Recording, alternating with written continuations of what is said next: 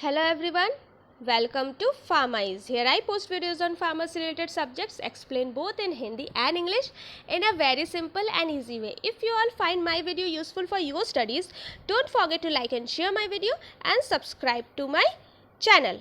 So let's start with today's topic. So today's topic is on cooperative society. ये एक requested video है.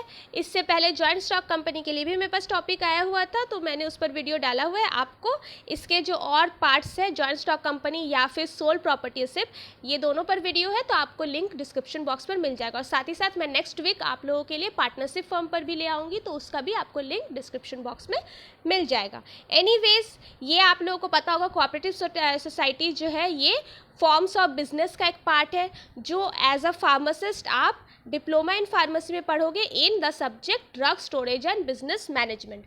Otherwise ये economics and commerce वगैरह का भी कॉमन आपका सब्जेक्ट है.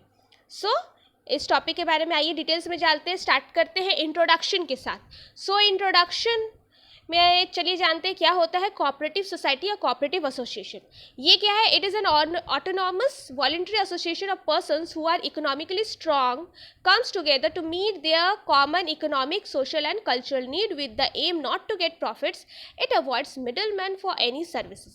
यहाँ पे क्या है आपका, लोग अपनी इच्छा से, ये एक ऐसा एसोसिएशन है, ठीक है, एक ऐसा गठन है, ठीक है, जहाँ पर आप अपनी इच्छा से, ठीक है, ऑटोनॉमस वॉलंटरी मतलब यहाँ पे जो है लोग अपनी इच्छा से, कोई बाधा नहीं है किसी पर, आकर जुड़ सकते हैं. जुड़कर क्या कर सकते हैं? एक कंपनी खोल सकते हैं. तो कैसे लोग जुड़ते हैं? जिनका कॉमन इंटरेस्ट है.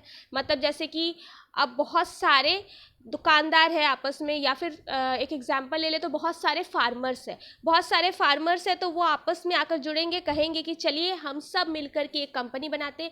उनमें से कुछ होंगे जिनके पास होगा कि हाँ हम उगाएंगे, मान लीजिए आटा का वो लोग करना चाहते हैं, बड़ा सप्लायर बनना चाहते हैं, ठीक है, तो वो लोग चाहेंगे कि चलिए हम सब मिल करके क्या करते हैं, गेहूँ उगाते हैं, एंड देन हम कुछ उसमें से होंगे हम मशीन ले आएंगे, हम गेहूं को आटा में कन्वर्ट करेंगे. कुछ होंगे कि ठीक है हम उससे पैकिंग वगैरह करेंगे, और हम कुछ होंगे जो हम मार्केट में पहुंचाएंगे या बेचने का काम करेंगे, ठीक है. तो यहाँ पे क्या होता है, इससे एक्सप्लॉयटेशन से बचते हैं, ठीक है. कुछ जो छोटे छोटे वर्ग के आपके फार्मर्स ले लीजिए, या जो इतने सारे आपके मेन जो लोग होते हैं, ठीक है, फार्मर्स या फिर आपके मिल्क मैन वगैरह, ठीक है, तो वो लोगों का क्या होता है, उन लोग तो बड़ी मेहनत से उगाते हैं, लेकिन उनसे अगर कोई और ख़रीद कर ले जाता है मैन्युफैक्चरर, तो उन्हें बहुत कम दाम मिलता है, उनके कामों के लिए बहुत कम दाम मिलता है, उनके सामान के लिए. और बाकी उससे जो है लेते तो कम दाम में है, ठीक है. मान लीजिए कि कोई कंपनी उनसे ख़रीद के ले जाता है फार्मर्स वगैरह से, या फिर डेयरी प्रोडक्ट्स के लिए दूध वगैरह लेके जाते हैं, लेकिन वो मार्केट में जब बेचते हैं तो वो अपना प्रॉफिट तो कर लेता है, लेकिन जिससे ख़रीदता है उससे कम प्रॉफिट होता है. तो इसमें क्या होता है, एक्सप्लॉयटेशन किनका होता है? जो मेन उगा रहे हैं, जो मेन आपका दूध वगैरह सप्लाई कर रहे हैं, ओरिजिनली जो है वो जो सबसे फर्स्ट में जो है, ठीक है, जिनके वहाँ कल्चरिंग हो रहा है, ठीक है, उन्हें प्रॉफिट नहीं मिलता है, ठीक है, वो काफ़ी ज़्यादा लॉस में जाते हैं, और बाकी प्रॉफिट्स लोगों को हो जाता है मैन्युफैक्चरर वगैरह को, या सप्लायर जो होता है होलसेलर एटसेट्रा, ठीक है. तो यहाँ पे क्या होता है, यहाँ ये चीज़ नहीं है, यहाँ पे किसी का एम प्रॉफिट कमाना नहीं होता, बस ये होता है कि भला हो जाए, उनका भी अपना जितना मेहनत है, मेहनत का पैसा उन्हें मिले, और कोई और उनसे ख़रीद करके काफ़ी ज़्यादा महंगा दाम में ना बेच सके, ठीक है, और वो जो है सामान जो मार्केट में दे, भले दूसरे कंपनीज का कंपैरिजन में काफ़ी ज़्यादा अच्छे क्वालिटीज़ में वो देगा, ठीक है. मतलब आपके मान लीजिए फार्मर्स मिल करके अगर आटा बेचेंगे तो फार्मर्स के लिए भी अच्छा खासा कमाई हो जाएगा. वो जो गरीब बन के रह गए क्योंकि उनसे ख़रीद के ले जाने वाला उन्हें ज़्यादा पैसा नहीं दिया, तो ये चीज़ नहीं होगा. उन्हें भी काफ़ी जितना ज़रूरत है उतना पैसा वो मिलेगा उन्हें, ठीक है, और साथ ही साथ उनका भलाई भी होगा. सब मिल करके, जैसे कोई बर्बाद हो जा रहा है, कोई का गेहूं वगैरह जो है उन्हें बहुत कम पैसा, ये सब भी नहीं होगा, तो उनका भला भी होगा, और साथ ही साथ वो अच्छा क्वालिटी का आटा भी मार्केट में बेचेगा, ठीक है. तो कॉपरेशन एसोसिएशन इसी वजह से होता है, कॉपरेट करना. वहाँ पे लोग आपस में मिलते हैं जिनके पास भी उतना पूंजी है कि आपस में मिल करके पैसा इन्वेस्ट कर सके, सामान लगा सके और दे करके सबका भला कर सके, तो वैसे लोग आकर के मिलते हैं, ठीक है। तो ऐसा इस तरह का एग्जाम्पल आपके इंडिया में कहा, यहाँ पे मिडिल मैन नहीं है। मिडिल मैन यानी कि आपका मैन्युफैक्चरर लेकर जाएगा, देन वो होलसेलर को बेचेगा, देन होलसेलर से रिटेलर के पास जाएगा, ये सब कोई मिडिल मैन नहीं है। सीधे वही मेंबर्स आपके बनाते भी है, उगाते भी है, बेचते भी है, ठीक है। एग्जाम्पल में आपका अमूल है या फिर इंडियन फार्मर्स फर्टिलाइजर कोऑपरेटिव्स, ठीक है। तो अमूल का आप सब नाम जानते हैं। अमूल का एक कोऑपरेटिव एसोसिएशन है, कोऑपरेटिव सोसाइटी है, जहाँ पे आप भी अगर मेंबर्स बनना चाहते हो तो आप मेंबर बन सकते हो। आपको कोऑपरेशन करना होगा, मतलब आप किस तरह से कोऑपरेट करना चाहते हो वो आप पर है। आप भी कुछ वहाँ पे फाइनेंस लगाओगे, मेंबरशिप लोगे, एंड देन आप भी वहाँ से डायरेक्ट अमूल का सामान लोगे और बेच सकते हो, ठीक है। अगर आप बेचने वाले बनना चाहते हो, ठीक है, या फिर आप अगर डेयरी सामान आप देना चाहते हो, सप्लाई कर सकते हो, मतलब मिल्क वगैरह सप्लायर बनना चाहते हो, तो वो भी आप कर सकते हो, ठीक है। तो वहाँ पे क्या होगा, एज अ मेंबर आपको उतना प्राइस में नहीं, आप प्राइवेट लोगों से लोगे अमूल का और देकर बेचोगे तो आपको ज़्यादा महंगा लगेगा, ठीक है। लेकिन एज अ मेंबर आप अगर लोगे, क्योंकि आप उसके कोऑपरेटिव सोसाइटी के मेंबर हो, तो आपको मिनिमम प्राइस में मिलेगा। आप उसके मेंबर हो, आप भी उसी के हकदार हो, ठीक है। तो वहाँ पे जितना सबके लिए उतना आपके लिए भी होगा। एनीवेज, तो ये आपका अमूल का है और इंडियन फार्मर्स में फार्मर्स ने अपना कोऑपरेटिव एसोसिएशन खोला है। चलिए आइए इसको बेहतर तरीके से जानने के लिए इसके साइलेंट फीचर्स की तरफ चलते हैं, मतलब कि इसके कैरेक्टरिस्टिक क्या क्या है, ठीक है। तो इसके कैरेक्टरिस्टिक को जानने से आप कंप्लीटली समझ जाओगे कि इसमें क्या होता है क्या नहीं। First of all is voluntary association. मैंने अभी बताया, यहाँ पे अपनी इच्छा से आप मेंबर्स बन सकते हो। जो मेंबरशिप होता है वो अपने इच्छा से आप कर सकते हो, कोई आपको रोकेगा नहीं, आप अगर मेंबर बनना चाहो तो। और साथ ही साथ यहाँ पर आप मेंबरशिप से हटना भी चाहो तो भी आपको कोई नहीं रोकेगा, बट आपको प्रॉपर नोटिस देना होता है। बिकॉज यहाँ पर आपका जॉइंट स्टॉक कंपनी की तरह नहीं है कि मार्केट में स्टॉक बिक रहा है, जिसे खरीदना हो वो खरीद सकता हो, जिसे बेचना हो बेच सकता है, ऐसा नहीं है। यहाँ पर कोऑपरेटिव एसोसिएशन में कुछ लोग मिलकर जहाँ बनाते हैं वहाँ पे प्रॉपर थोड़ा नोटिस दे करके आपको जुड़ना होता है, अप्लाई करना रहता है, और उसी तरह प्रॉपर नोटिस दे करके आपको छोड़ना भी होता है। यहाँ ऐसा नहीं कि आप पैसा दे करके स्टॉक खरीदे, अपना शेयर खरीदे और पैसा दे करके अपना शेयर, पैसा के साथ आप लेकर आप अपना शेयर बेच भी दो किसी को, ऐसा नहीं है यहाँ पे, ठीक है।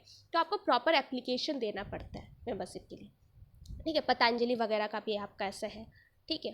तो anyways, democratic management. Democratic management में आपका क्या है, यहाँ पे मतलब न्याय वाइज, ठीक है, आपका सही स्वतंत्र वाइज आपका जो है डिसीजन लिया जाता है। यहाँ पे जितने भी मेंबर्स हैं, ठीक है, वही इलेक्शन करके आपके मैनेजमेंट सिस्टम को बनाता है। जॉइंट स्टॉक कंपनी में भी था, जो मेंबर्स है, जो भी शेयर होल्डर्स होते थे वो मीटिंग करते थे। यहाँ पर भी कुछ इसी तरह है। यहाँ पर भी आपका जो मैनेजमेंट सिस्टम, मतलब देखभाल कौन करेगा, ठीक है, कितना बिक रहा है, कितना क्या हो रहा है, सब कुछ देखभाल करने के लिए तो कोई होना चाहिए ना। आखिर पता कैसे चलेगा कौन काम कर रहा नहीं कर रहा, तो इसके लिए उन्हीं के मेंबर्स में से किसी को चुना जाता है आपका मैनेजमेंट का वर्क देखने के लिए। और चुनता कौन है, इनके जो मेंबर्स होते हैं वही इलेक्ट करते हैं। और साथ ही साथ यहाँ पे और अच्छा न्याय का बात क्या है कि 1 मेंबर 1 मैन 1 वोट, मतलब जितने मेंबर्स हैं सबको एक वोट का आपका ये रहेगा। वहाँ जैसे था कि जो ज़्यादा आपके जॉइंट स्टॉक में जैसे है कि जो ज़्यादा शेयर देते हैं, अक्सर क्या होता है उन्हें ही बस आपके मीटिंग से बुलाया जाता है, वही मेंबर्स बन सकते हैं और वही वोटिंग वगैरह कर सकते हैं। लेकिन यहाँ ऐसा नहीं है। यहाँ पे जितने भी मेंबर्स हैं, चाहे आप कितना भी शेयर क्यों ना देते हो, ठीक है, आप फाइनेंस कितना भी क्यों ना लगाते हो, कितना भी पूंजी लगाते हो, लेकिन एज अ पर्सन आपको एक वोट मिलेगा। अगर कोई ज़्यादा देता है उसे भी एक वोट का हक है, अगर कोई कम पैसा लगाता है उसे भी एक वोटिंग का हक है मैनेजमेंट के लिए, ठीक है। Anyways, open membership. Open membership का मतलब है यहाँ पे जो है आपका 10 मेंबर्स, कम से कम 10 मेंबर्स चाहिए अकॉर्डिंग टू लॉ, ठीक है। आपका इसको स्टार्ट करने के लिए, कोऑपरेटिव सोसाइटी को स्टार्ट करने के लिए कम से कम 10 लोग चाहिए, ठीक है। उसमें से जो है यहाँ पे आप अगर मेंबरशिप लेना चाहते हो तो आपको क्या करना होगा। फर्स्ट ऑफ ऑल तो कोई कमी नहीं है, यहाँ पे कोई लिमिट नहीं है, 10 मिनिमम होना चाहिए। 10 से ज़्यादा अगर है तो वहाँ पे कोई आपको रोक नहीं रहा है, ठीक है। आप मतलब कोई कंपनी का अपना इच्छा है, अमूल का जैसे अपना इच्छा है कि वो 10 लोग को रखे या 10,000 लोगों को रखे या 10 लाख लोगों को मेंबर्स रखे, ठीक है, वो उनके ऊपर है, बट मिनिमम 10 है। और साथ ही साथ अब यहाँ पे जो मैक्सिमम मेंबर्स होना चाहिए वो डिसाइड करने वाले उनके अपने मेंबर्स हैं। मतलब कि मान लीजिए उनके अपने 10,000 मेंबर्स हो गए, उन्हें अब लगेगा कि हमें और मेंबर्स का ज़रूरत नहीं है, क्योंकि ज़्यादा मेंबर्स करके भी उन्हें कोई फ़ायदा नहीं है, ठीक है ना, कि हाँ हम और ज़्यादा मेंबर्स, क्योंकि आपस में झगड़े बढ़ सकते, बहुत सारे उसके डिसएडवांटेजेस भी है। तो इस वजह से क्या है, अब कितने मैक्सिमम मेंबर्स होंगे वो डिसाइड करेगा उसका खुद का मेंबर्स, जो मेंबर्स है वो डिसाइड करेंगे, ठीक है। तो यहाँ पे ओपन मेंबरशिप है, यहाँ पे कोई गिनती नहीं, लिमिटेशन नहीं है मेंबर्स के लिए, ठीक है।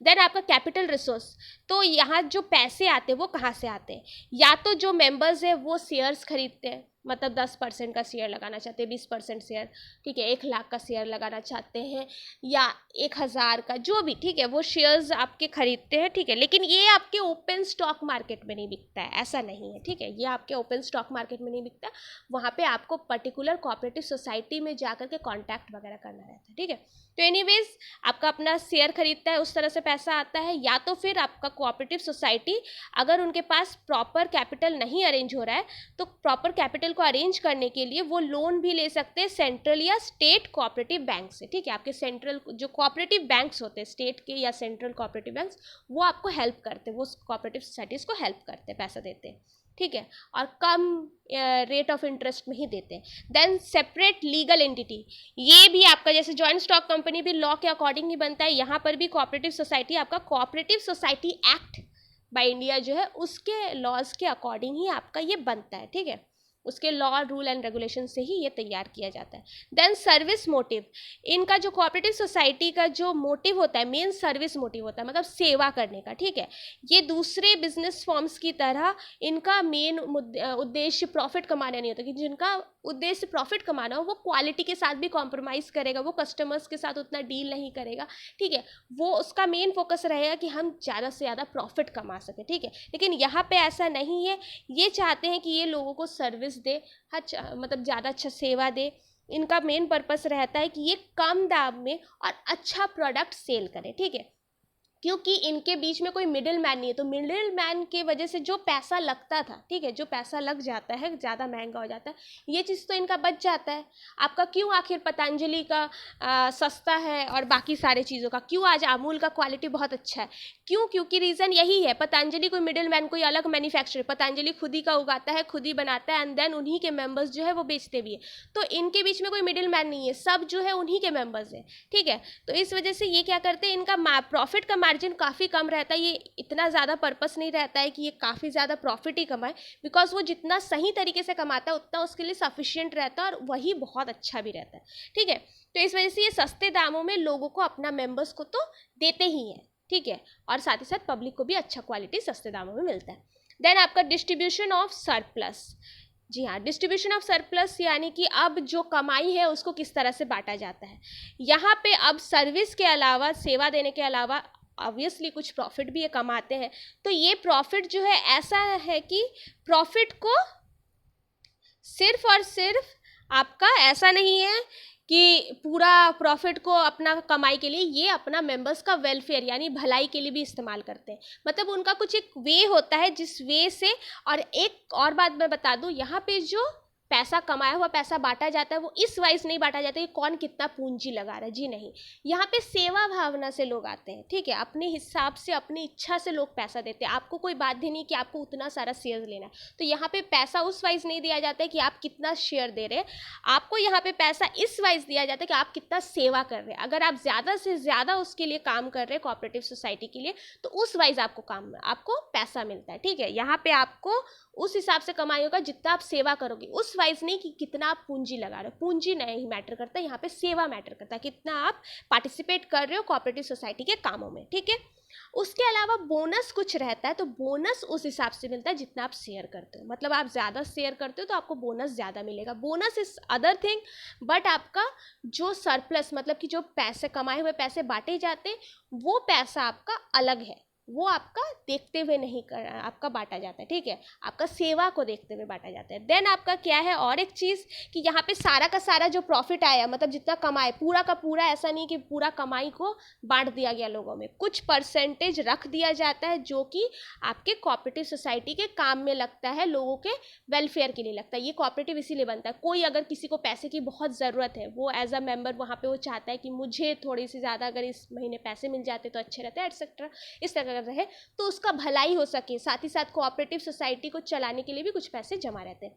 एनीवेज आपका then state control, state control यानी कि ये जो है आपके दूसरे बिजनेस ऑर्गेनाइजेशन की तरह यहाँ पर भी आपका गवर्नमेंट के लॉ एंड रेगुलेशन से ही ये चलता है, और गवर्नमेंट जो है वो time to time particular time periods में आकर के अकाउंट्स चेक करते हैं। मतलब कोई ब्लैक मनी तो ये लोग नहीं जमा कर रहे, बिकॉज आपको शो करना होगा पूरा गवर्नमेंट को कितना पैसा आपका आ रहा है, कितना खर्च हो रहा है, ठीक है।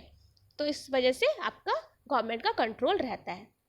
देन आपका क्या है यहाँ पे कैश ट्रेडिंग। कैश ट्रेडिंग का अगर मैं बात करूँ, यहाँ पे जो है कैश बेसिस, आप मेंबर हो तो आपको टाइम टू टाइम अपना पैसा दे देना। आप जितना शेयर होल्डिंग कर रहे हो, आपको जिस वक्त आपका शेयर मतलब जो पैसा देने का टाइम आता है वो आप अपना पैसा दो। आप माल उठा रहे हो, जैसे कि आप अगर सिर्फ सप्लायर हो, ठीक है, उनके मेंबर्स हो, आप सप्लायर का काम करते हो, जैसे मान लीजिए पतंजलि का ही हो या अमूल का हो, तो आपको पैसा देना और लेना है। यहाँ पे उधार सिस्टम नहीं चलता। जैसे कि आप प्राइवेट में लेते हो तो प्राइवेट में आप पहले क्या करते हो, माल उठा लेते हो उधार में, एंड देन आपका कमाई जैसे होता है तो आप पैसा देते हो। यहाँ पर ऐसा नहीं है। यहाँ पे आपका डेब्ट सिस्टम नहीं चलता, क्रेडिट फैसिलिटी यानी उधार का फैसिलिटी नहीं चलता है, जिससे आपका क्या होता है, बैड डेब्ट यानी कि वैसा पूंजी जो आप मतलब उधार वसूलना, ठीक है। कहीं कहीं होता है बैड डेब्ट, मतलब ऐसा है कि ऐसा उधार जो आप फिर कभी दे ही नहीं सको, आप चुका ना सको, तो ये सारा सिस्टम नहीं होगा, जिससे कि कंपनी को लॉस वगैरह हो, ऐसा कुछ नहीं होता है। और फिर अब उधार कलेक्ट करने में और एक खर्च, तो यहाँ उधार सिस्टम नहीं चलता है, ठीक है। देन आपका परपिचुअल एग्जिस्टेंस मतलब लॉन्ग लाइफ। यहाँ पे कोऑपरेटिव सोसाइटी भी आपका जॉइंट स्टॉक कंपनी की तरह, क्योंकि यहाँ पे मालिक आपके तो एक नहीं है, एक शेयर होल्डर नहीं है, यहाँ पे बहुत सारे शेयर, तो मेन मालिक कोई अकेला तो यहाँ नहीं है जॉइंट स्टॉक कंपनी की तरह। तो यहाँ पे कभी कंपनी ख़त्म नहीं होता है, लोग यहाँ पे शेयर अपना दे रहे हैं, कंपनी को मिलकर चला रहे हैं, तो ये लॉन्ग लाइफ चलता है। आपका कोई पर्टिकुलर मालिक नहीं कि मर गया और ये ख़त्म हो गया, जो कि सोल प्रॉपर्टीशिप में स्पेशली होता है या फिर पार्टनरशिप में भी होता है, ठीक है। यहाँ ऐसा नहीं है, ठीक है, ये आपका लाइफ टाइम चलते रहता है। एनीवेज ये आपके कैरेक्टरिस्टिक थे।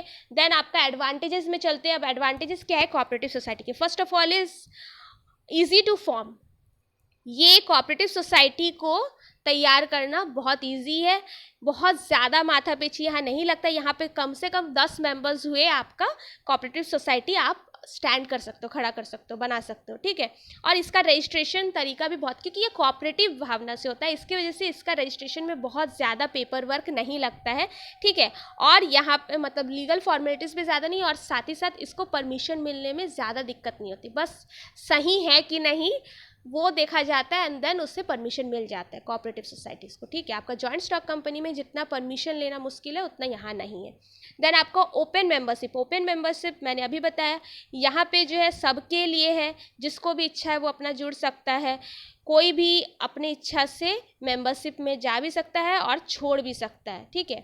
अपना शेयर वापस, यहाँ शेयर किसी को बेचा बेची, ये जॉइंट स्टॉक कंपनी के नहीं की तरह नहीं है कि आप शेयर जो है दूसरे को बेच दोगे, आप यहाँ बेचोगे नहीं, आप अपना वापस कर दोगे शेयर, ठीक है, ये चीज़ होता है। देन आपका डेमोक्रेटिक मैनेजमेंट। डेमोक्रेटिक मैनेजमेंट मैंने अभी बताया, यहाँ पे 1 मैन 1 वोट वाला सिस्टम है। आप सिंपली क्या करो, आप कितना भी शेयर होल्ड करते हो उससे कोई फ़र्क नहीं पड़ता है, आप जस्ट एक वोटिंग दोगे, ठीक है। आपको हक है, आप ज़्यादा पैसा लगाओ चाहे कम पैसा लगाओ, आप एक ही वोट दे सकते हो, ये मैंने अभी बताया, ठीक है। और वोटिंग से ही आप अपना मैनेजमेंट डिसाइड भी करते हो, अपना मैनेजर चुनते भी हो।